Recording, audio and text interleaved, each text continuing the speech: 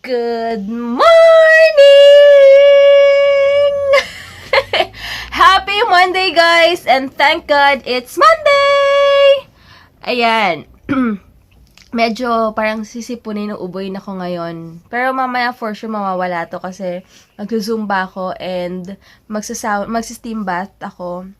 Siguro kahapon to, nung di ba nakita nyo, umuulan kahapon paglabas ko ng gym, tapos pumunta ako ng kotse, sobrang naulanan ako, ang bigat-bigat pa naman ang bitbit ko, so ang bagal ko pumunta ng kotse, basang-basa ako.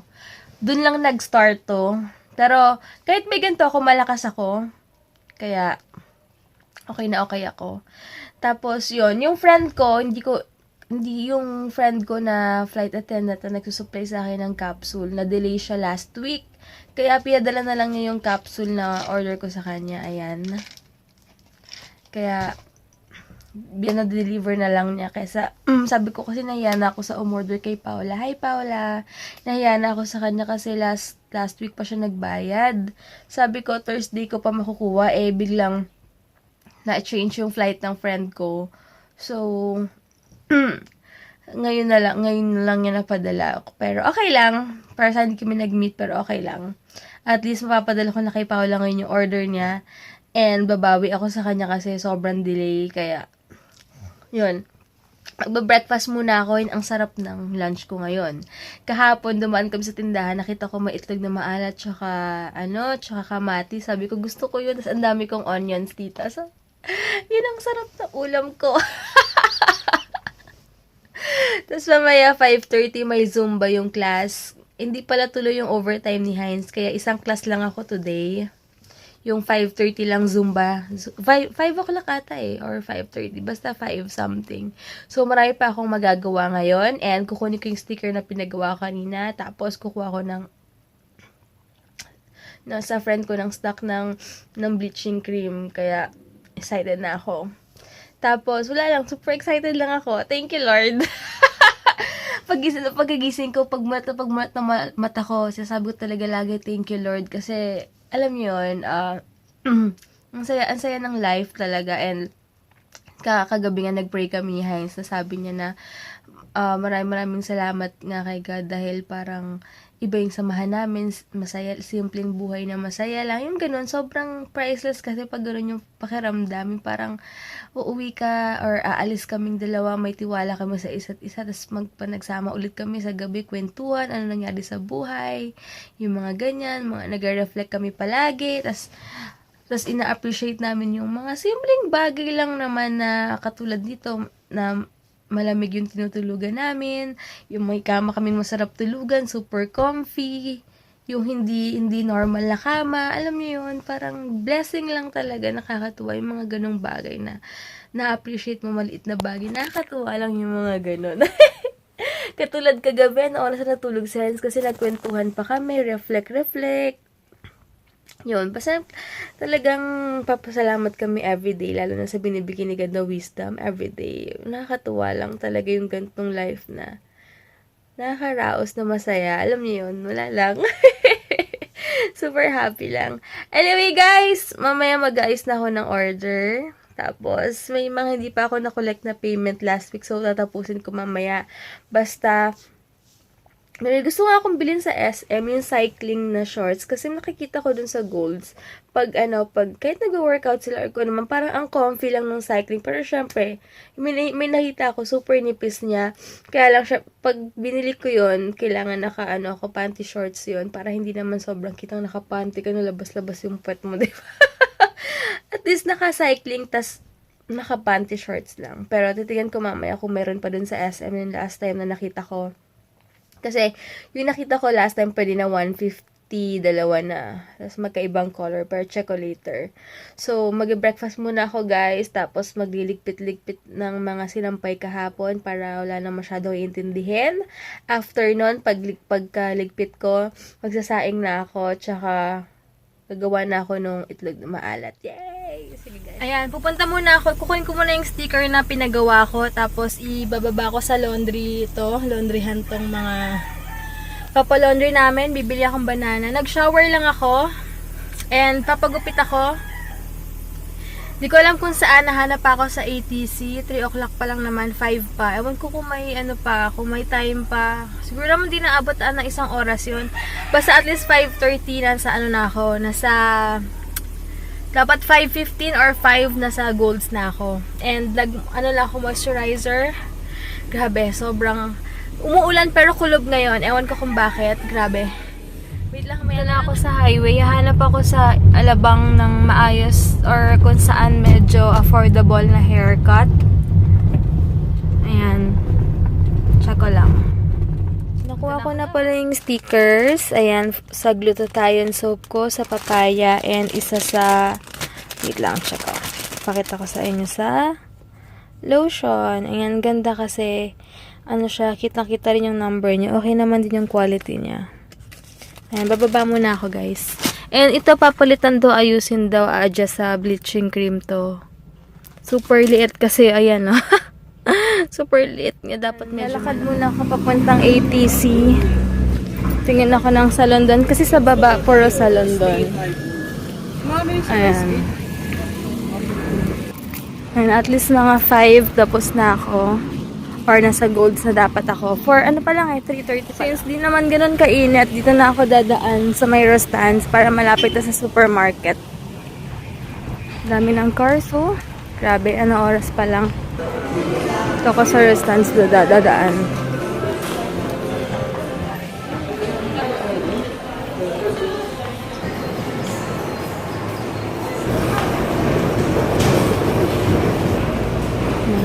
Ang daming salon dito eh.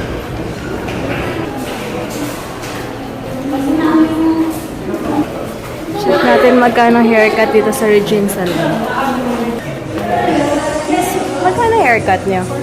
450. Okay, wait lang. Dito 450. Check natin dito sa Jessie. Ano, something. Ay. Dito daw 350 guys. Ito ako ngayon sa, Hello. Sa Jessie Mendez ba to? Yeah. Ito ako ngayon sa Jessie Mendez. Ground floor ba kayo ng Alabang? Sa ground floor ng Alabang. Nagtanong ako sa kabila, 450. Parang super pricey naman. Sa bench kasi ayoko nang bumalik. Kasi nga parang hindi ako nagpagupit before. So, tatry ko dito. 350 naman sila. Ayan, ito na ako. Anong name mo? Jojo. Si Jojo. Si Jojo yung maggugupit sa akin, yung hairstylist ngayon. Binablower na yung hair ko. Medyo numipis siya pero okay lang.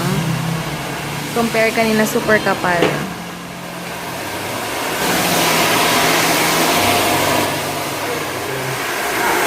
Meron ako sa bahay treatment.